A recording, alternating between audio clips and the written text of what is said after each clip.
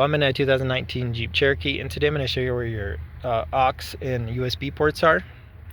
So in this model, you should find some right here next to a charger port, and then in your armrest you'll see another USB port and a charger port as well.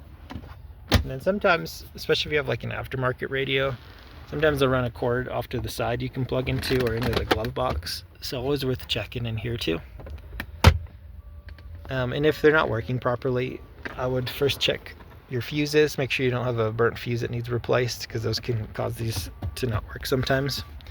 If that doesn't work, you might need to get underneath the plastic here or in the middle here, wherever it's not working, and see if maybe there's a loose connection behind there that needs tightened up. But I hope this is helpful, and I hope you have a wonderful rest of your day.